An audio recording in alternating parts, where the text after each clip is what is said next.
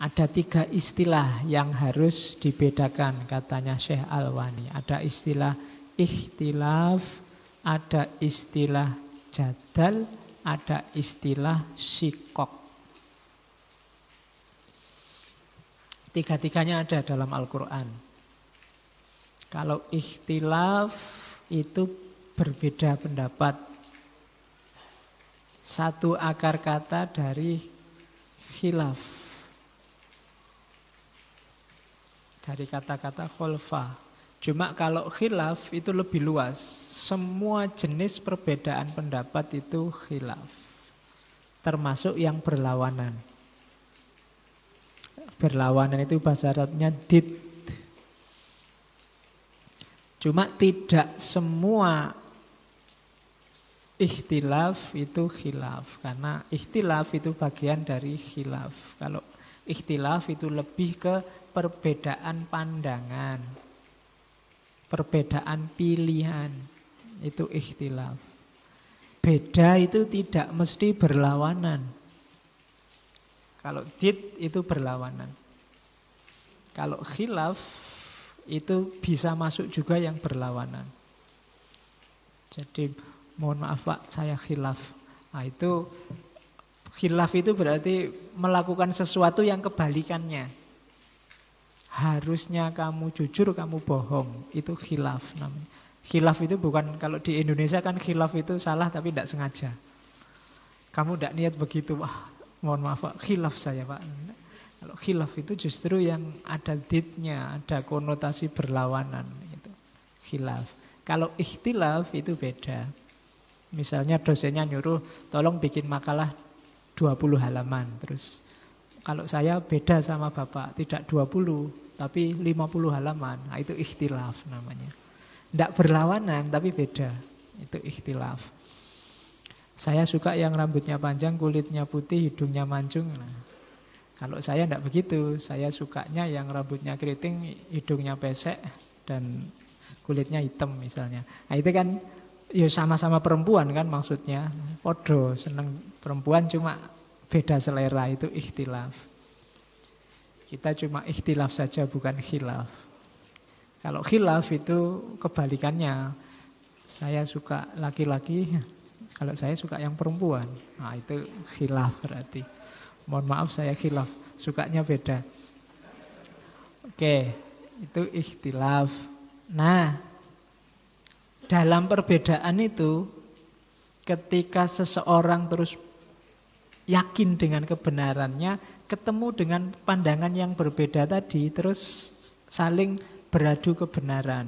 Itu namanya jidal. Jidal itu terjadi dari 2 orang yang sama-sama punya kebenaran.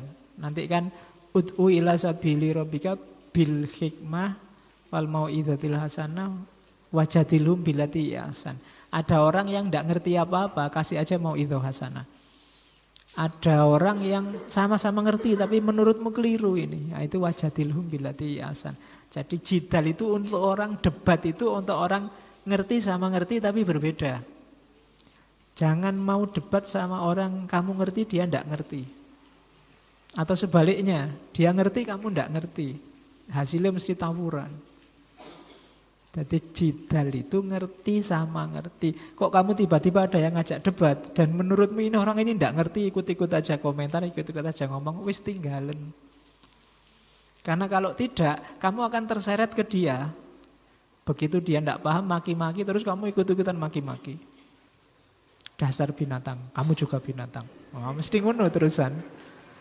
Jadi jangan jidal sama orang yang tidak ada isinya. Untuk jidal itu harus sama-sama punya isi, punya argumen, terus saling nyari mana yang lebih baik, mentarjeh di antara argumen kita ini. Kalau memang tidak bisa ditarjeh, akhirnya ya mauquf, ya sudah kamu jalan milikmu, aku jalan milikku. Syukur-syukur kita sepakat dengan satu kebenaran tertentu bisa ditarjeh. Kan gitu, itu namanya jidal. Maka Quran wanti-wanti benar. Mau idho hasanah nggak dikasih bilatihiya ahsan. Bil hikmah tidak dikasih bilatihiya ahsan. Tapi jidal diwanti-wanti, harus yang baik loh ya. Karena lahirnya khilaf, permusuhan itu dari jidal ini. Jadi hati-hati Yang kedua jidal. Jidal yang tidak sehat akan melahirkan sikok. Kamu tadi misalnya sama temanmu yang tidak ngerti apa-apa kok jidalnya berlanjut, lahirnya sikok.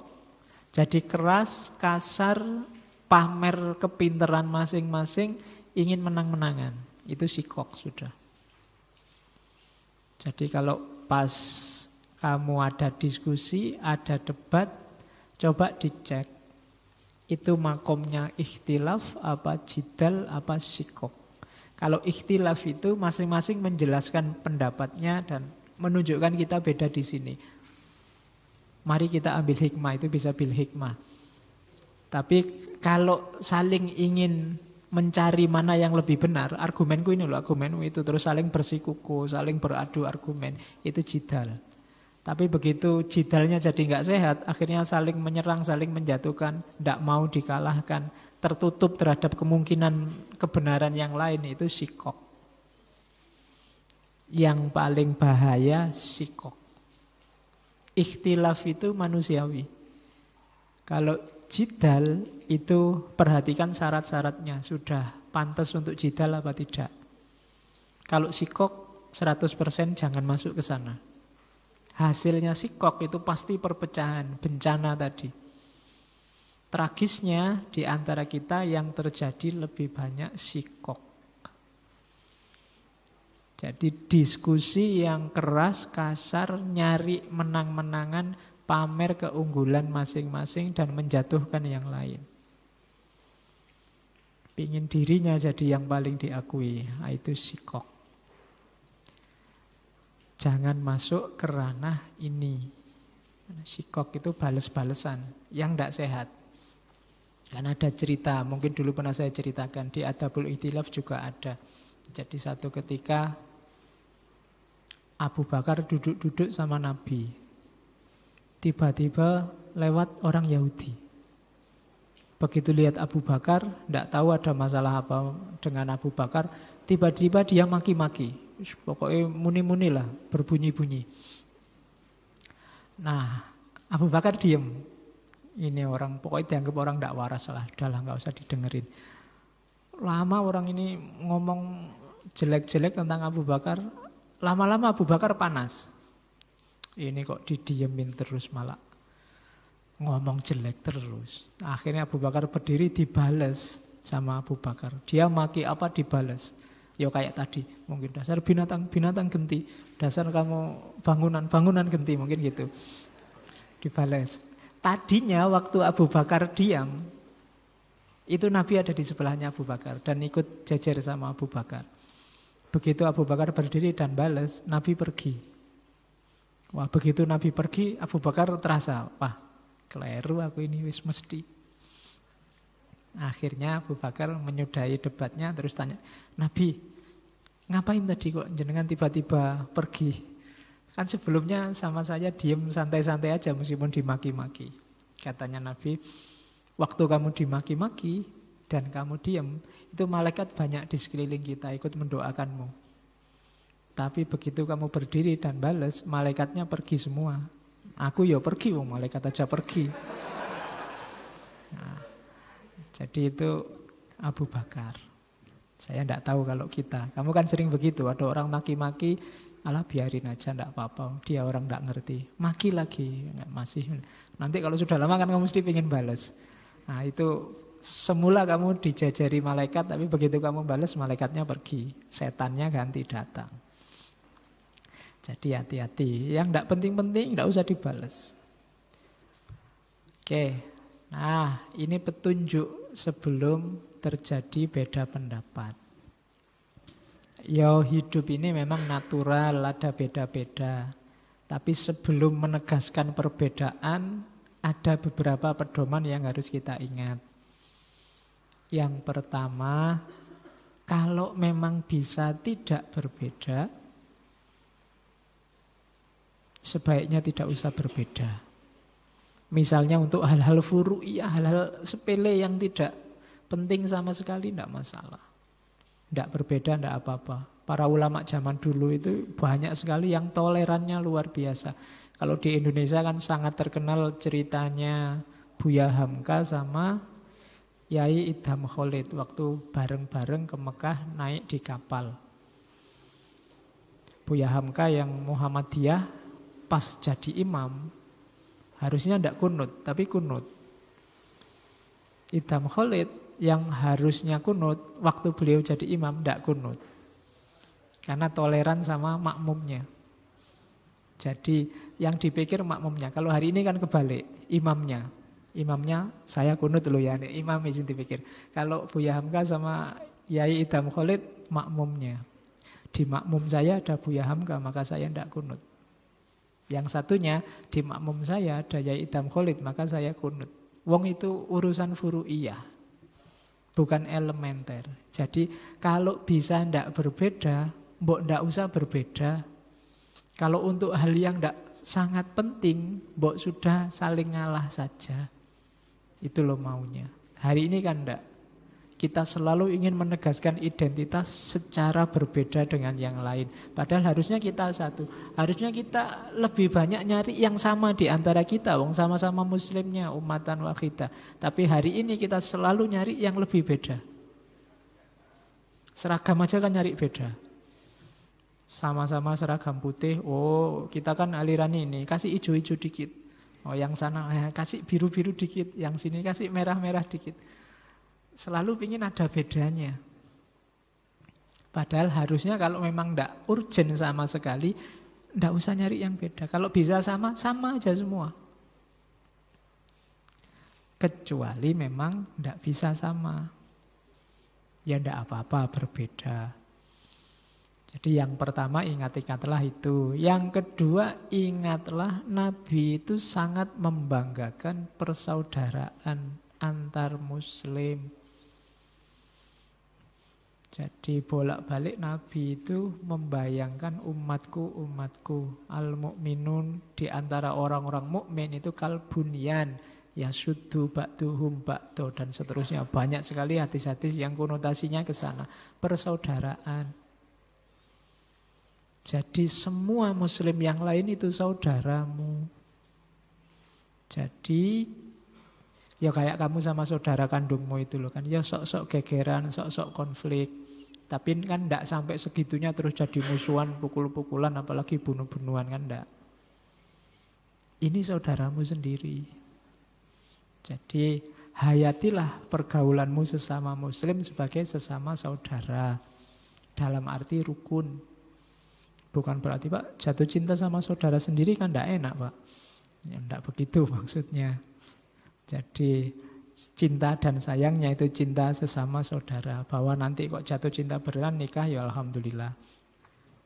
Jadi lu Nabi malah senang juga begitu. Karena di antara meraketkan itu kan kalau para wali zaman dulu perkawinan.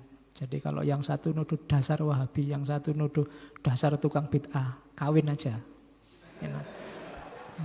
Ya, di antara grupnya itu bikin perkawinan banyak-banyak nanti kan jadi satu. Oke, jadi ketika kita, Pak saya kok beda sama dia akidahnya, enggak apa-apa beda, tapi ingatlah Nabi itu gembiranya luar biasa kalau kita selalu merasa satu saudara. Ya bagaimana memperlakukan saudara kita pasti sudah ngerti.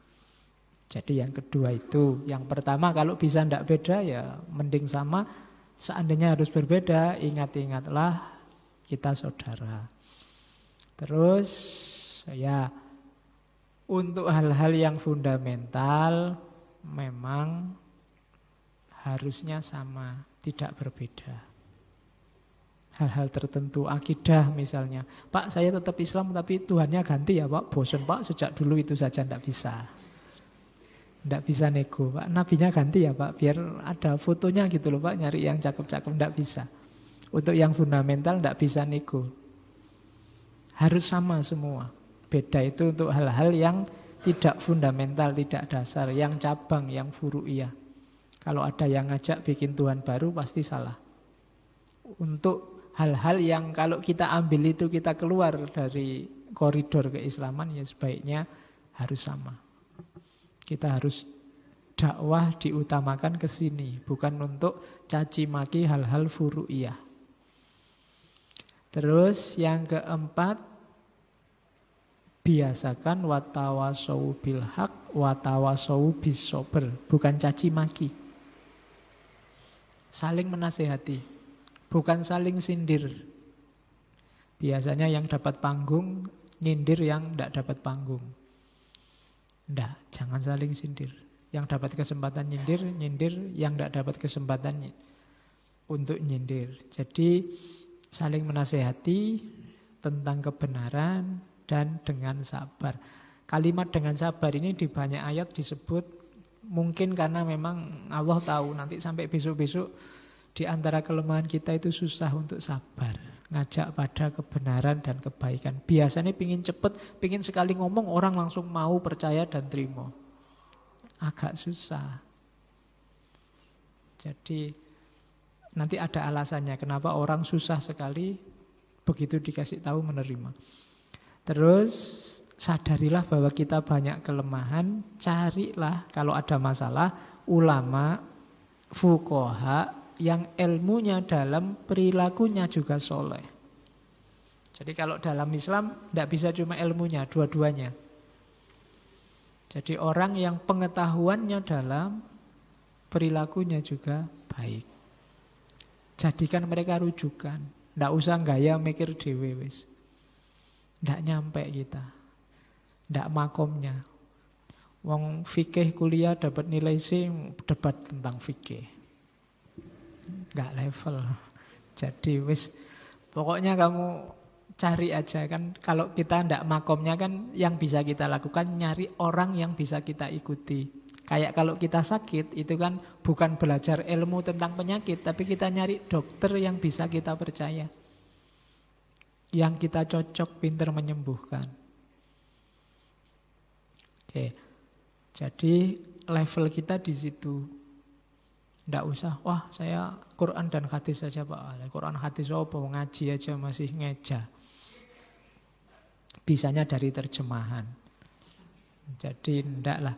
Kita cari ulama kalau memang bukan ahlinya. Cari yang kita anggap memang ahlinya. Di antara parameternya ya ilmunya dalam, perilakunya baik. Jangan cuma dari pinter ceramahnya. Sekarang banyak orang kalau sekedar pinter ceramah aja, artis-artis yang main film itu kok ceramah luar biasa itu. Acting tapi kan. Kan ada yang acting jadi Mbah Hasyim Asy'ari, ada yang acting jadi Cokro Aminoto, itu mantep wis. Ada yang acting jadi Soekarno, kaya Soekarno tenanan, tapi kan cuma acting. Hari ini kelihatannya banyak juga yang acting jadi ulama. Tiap hari WA, nasihat-nasihat. Tiap hari WA, tolong aminkan. Wah, ampuh iki. Oke. Hati-hati ya. Kita ini makomnya masih kita nyari ulama. Wong kita belajar baru dikit-dikit. Terus kalau ada yang ngeritik kita, mengingatkan kita, tadi kan kita disuruh watawasau bil haq, watawasau bis sabr. Kalau kita yang kena tawasaunya, ya kita harus sadar tidak perlu tersinggung. Alhamdulillah masih ada yang peduli sama kita. Masih ada yang nganggap kita saudara. Karena menurut saya lebih sakit dicuekin daripada diingetin terus. Kalau ada temenmu cerewet, apa-apa, "Mbok jangan gitu, mbok jangan gini." Itu menurut saya lebih menyenangkan daripada punya temen cuek. Gimana aku pakai baju gini pantas enggak? Karepmu. Pakai ini pantas enggak? Karepmu. Ya itu enggak enak. Mending rada cerewet sithik. Alhamdulillah dia masih peduli. Nah, hal yang sama kalau kamu ada temanmu watawasau bil haq padamu. Mas, menurut saya kamu itu salah mas. Harusnya gini. Oh ya, terima kasih ya. Sudah peduli. Meskipun terus enggak mbok turuti. Tapi kan alhamdulillah ada yang peduli sesama saudara. Ya nanti kalau dia tanya lagi, "Loh kok enggak dituruti?" Oh saya pendapatnya beda sama kamu. Dasarnya saya juga beda, jadi mohon maaf ya. Oh, nanti temenmu kan harus watawasau bis sabr. Oh ya, saya sabar. Besok tak nasihati lagi, jangan bosen ya. Ya, saya juga sabar dengerin, kan itu. Oke, jadi itu watawasau bil haq, watawasau bis sabr. Jadi sebelum ikhtilaf, perhatikan adab-adab ini. Jadi ndak kesusu gegeran.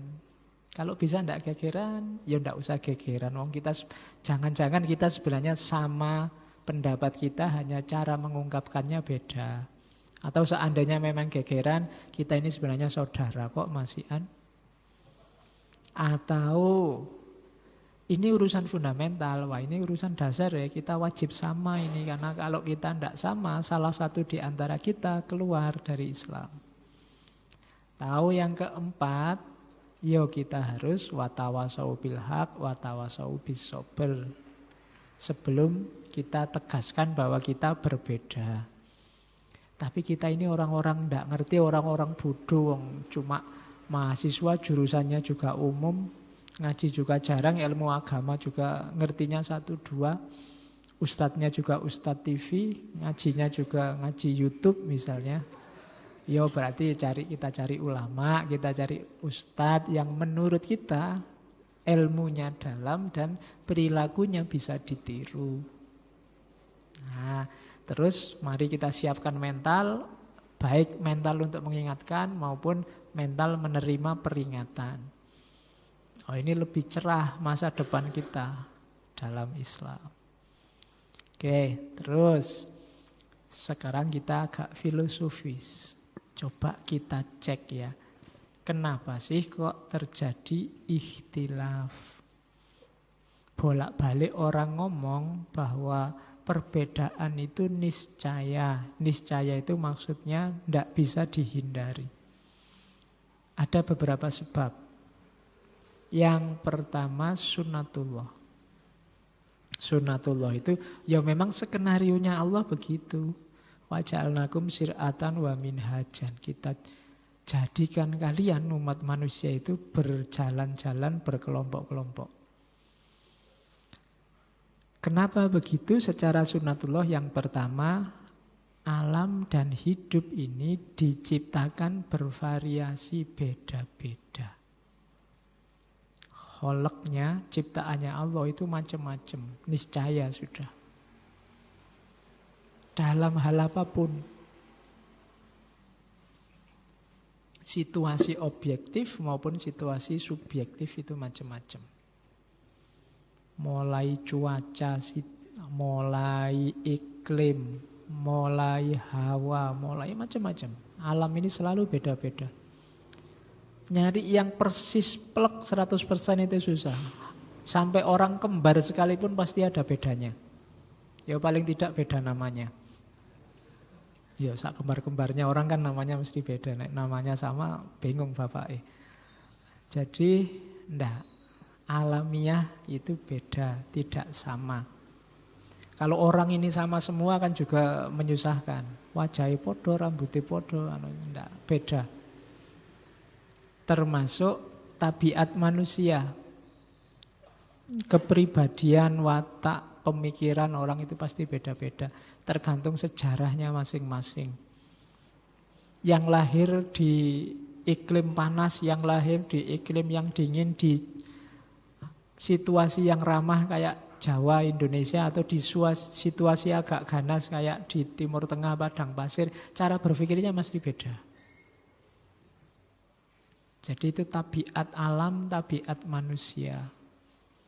Jadi pasti beda, tidak mungkin tidak. Cara menanggapi realitas juga setiap orang beda-beda.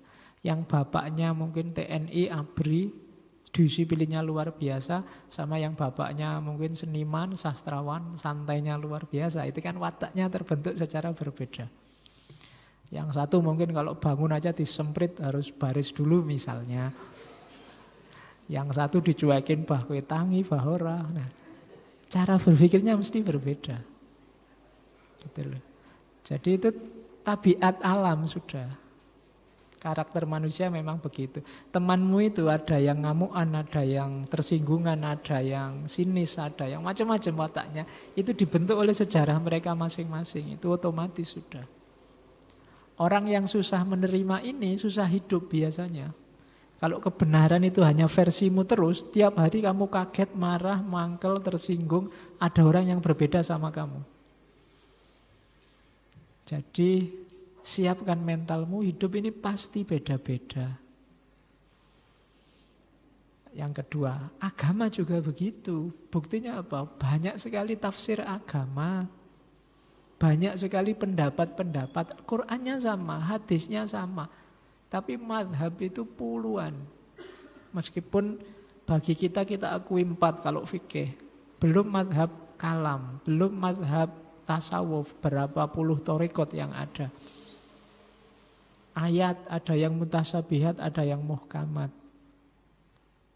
Jadi ternyata tabiatnya agama secara sunnatullah juga ikhtilaf, macam-macam. Secara sengaja memang sama Allah dibikin ada yang mutasabihat. Pasti nanti aja yang menafsirkan A, ada yang menafsirkan B, monggo. Kita tugasnya cuma fastabiqul khairat. Ayo berlomba-lomba dalam kebaikan, bukan tabrakan. Jadi tabiat agama itu ikhtilaf. Apalagi kalau agama dipersempit lagi dalam nas, teks. Quran, hadis, tabiat, bahasa. Bahasa itu satu kalimat bisa berjuta makna. Kata asem misalnya, itu bisa asem buat masak, bisa asem buat miso. Ya kan? Itu hanya asem. Belum asu. Loh, asu itu tandingannya ASI. Kalau ASI air susu ibu, kalau asu air susu umi. Oke, loh ya kan sekarang banyak yang manggil umi, jadi kan anak kecil harus dikasih asu. Biar lebih islami daripada ASI. ASI kan cuma ibu. Oke. Nah, ya kan, itu kan bahasa. Satu kata, ribuan makna. Belum lagi yang satu, kalau pacaran akhi, ukhti kan gitu. Ya, yang satu romantisnya gitu, yang satu nggak romantis belas, pimblo, piye kan mas. Jadi bahasa lebih dahsyat lagi perbedaannya. Jadi alam realitas ini beragam. Manusia dengan segala wataknya, lahir batinnya juga beragam. Agama juga ternyata memungkinkan keragaman. Apalagi bahasa. Hidup ini kan tidak bisa tanpa bahasa. Kamu ngomong pakai bahasa, mikir juga kan pakai kategori-kategori bahasa. Kalau tidak ada bahasanya, nggak ada istilahnya, kamu tidak bisa mikir. Semuanya pakai bahasa. Dan ternyata bahasa itu pemahamannya juga macam-macam. Maknanya bisa berbeda-beda. Kita harus jadi anak soleh. Soleh itu yang macam-macam. Ada yang fokus soleh itu yang penting akhlaknya baik. Ada yang soleh itu yang penting rajin ke masjid. Ada yang soleh itu macam-macam. Belum lagi soleh yang soto Pak Soleh. Macam-macam loh, podo-podo soleh. Itu bahasa. Jadi sebab ikhtilaf itu sunnatullah. Terus, kalau ini psikologi. Kenapa perbedaan selalu terjadi? Manusia itu ambivalen. Itu sebenarnya nama lain dari manusia itu kompleks. Kita sadar bahwa perbedaan itu tidak bisa dihindari, tapi sekaligus kita tidak nyaman kalau berbeda. Itu alami sudah. Kamu tahu sih orang itu cara berpikirnya beda-beda, cara dia menangkap kenyataan beda-beda, tapi berdekatan dengan orang yang beda itu kamu tidak nyaman. Itu watak sudah manusia. Jadi makanya di situ disimpulkan ya perbedaan memang fakta yang tidak bisa dihindari, tapi karena tidak nyaman tadi, maka kebersamaan atau kesamaan itu harus diusahakan. Jadi dua hal yang hidup dalam diri kita secara sekaligus. Kita tahu dan sadar bahwa perbedaan tidak bisa dihindari, tapi kita tidak bisa bohong bahwa dekat dengan yang berbeda dengan kita itu tidak nyaman. Kita yang terbiasa hidup sakarepe dhewe jorok-jorok dikit tidak masalah. Itu mungkin tidak nyaman kalau dekat orang yang bersihan. Dikit-dikit cuci tangan, cuci kaki, dikit-dikit tidak betah. Keringat dikit aja kamu sudah lah tidak enak. Tapi sementara yang sini bajunya nggak dicuci 3 minggu, nggak pernah mandi, nggak masalah. Itu kan tidak nyaman, dua-duanya tidak nyaman. Yang suka hidup sembarangan tidak nyaman, yang suka hidup bersihan juga tidak nyaman. Yang satu cara berpikirnya adilnya luar biasa, yang satu cara berpikirnya santainya luar biasa. Itu dua-duanya saling tidak nyaman pasti. Padahal dua-duanya sadar loh, ya manusia itu memang beda-beda. Tapi sama-sama tidak nyaman. Itulah sunatullah mengapa terjadi ikhtilaf. Mengapa terus macam-macam. Ketidaknyamananmu harus diperjuangkan. Biar kamu tetap bisa bersama dia meskipun kamu merasa tidak nyaman. Ini kan perlu rumusan-rumusan khusus. Jadi sebab ikhtilaf selanjutnya karakter ambivalen manusia. Manusia itu selalu begitu. Katanya pingin sendiri, tapi begitu sendiri nulis puisi, aku kesepian. Susah ya. Oke. Jadi sebab ikhtilaf. Terus ada lagi psikologi manusia yang bikin selalu berbeda apa? Manusia itu agresif. Selalu ingin menang, lebih unggul dari yang lain. Ini karakter. Kalau bahasanya Thomas Hobbes, homo homini lupus. Bahasanya Nietzsche, manusia selalu punya hasrat untuk berkuasa. Selalu ingin, aku lebih unggul darimu. Aku lebih baik. Itu karakter agresif namanya. Yang mendeteksi karakter ini Sigmund Freud dalam psikoanalisisnya. Sebenarnya manusia itu kompleks. Bisa pasrah menerima, juga bisa agresif. Dua-duanya punya. Cuma sejarah hidup nanti yang menentukan orang ini karakternya yang mana. Biasanya karakter agresif lebih kuat. Disadari atau tidak disadari. Jadi agresif itu ya pengen menaklukkan orang lain, pengen menguasai. Bahkan kalau mungkin yang lain biar hancur, akulah pahlawannya. Jadi kalau bahasanya di situ tak tambahi, kalau bahasanya eksistensialis, ini karakter yang konotasinya egosentris. Dunia ini muternya di sekelilingku saja. Akulah yang harus jadi pusat perhatian. Itu sebenarnya karakter manusia. Semua orang harus menatap padaku. Semua harus takluk, tunduk padaku. Aku ini orang penting, aku ini orang luar biasa. Kamu boleh menyangkal tapi kamu sering punya perasaan itu. Buktinya apa? Kalau dicuekin kamu marah. Kalau orang tidak peduli sama kamu, kamu tersinggung. Kalau dibantah, kamu ingin balas. Meskipun kamu tahu kamu salah. Kamu ngantri misalnya, nyerobot, diingetin. Mas, mbok jangan nyerobot. Kamu tahu itu salah, tapi kamu mesti balas. Nyari alasan biar kamu tetap benar. Loh, yang lain juga nyerobot kok didemin aja, saya kok diingetin, tidak adil itu. Ono wae alasannya. Kalau sudah jelas-jelas salah, diwawancara, Mbak kan tidak boleh begitu. Ngapain sih usil sama saya? Urusan besar-besar banyak, ada korupsi, ada hubungannya apa? Udah salah kok malah tidak mau diingetin. Ngapain usil sama saya? Urus itu korupsi, urus itu kesenjangan sosial, urus itu. Ya tapi sampean salah. Orang tidak mau disalahkan. Karena berarti menyalahi karakternya untuk menguasai yang lain. Ada rasa itu. Di levelmu sendiri kamu ingin jadi penguasanya. Ya levelmu itu berarti makommu. Mungkin di kamar kos, mungkin di rumah, mungkin di kelasmu, mungkin selalu ingin agresif. Itu yang bikin orang, sebenarnya dia ngerti beda pendapat itu sunatullah. Kenapa kok terus gegeran terus? Pingin dia yang jadi penguasanya. Pingin dia yang menguasai wacananya. Pingin dia yang dianggap benar. Bolehlah kita beda, tapi kan tetap aku yang paling benar. Selalu begitu. Itu karakter agresif. Ada dalam setiap diri kita, makanya hati-hati. Kalau tidak hati-hati, egosentrisme tadi jatuhnya pada kesombongan. Kesombongan nama lain dari musyrik tadi katanya Al-Quran. Jadi jangan-jangan kita ini kaum musyrikin semua. Merasa besar. Buah dari karakter agresif kita. Oke.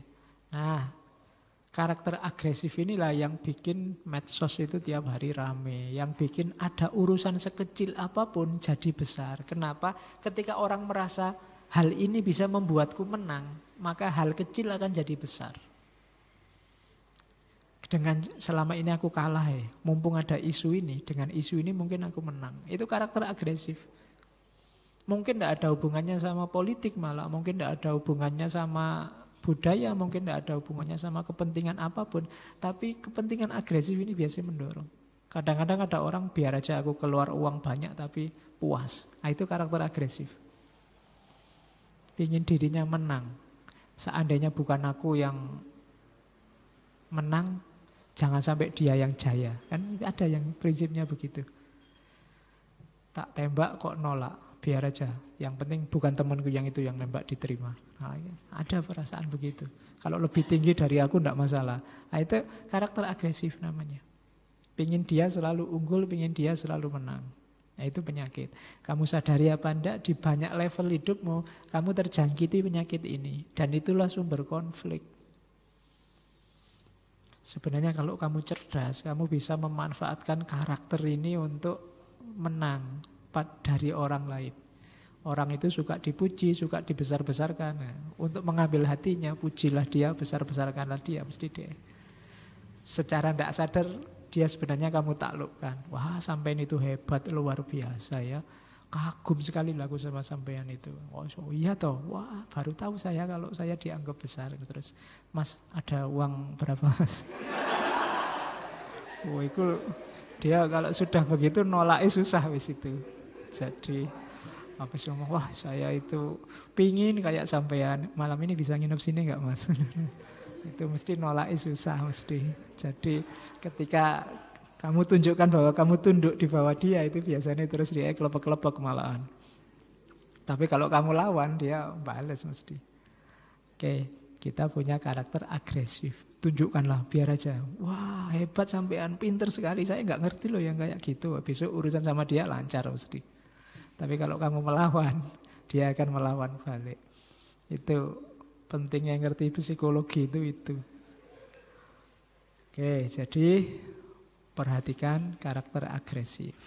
Terus, kalau ini yang ilmiah.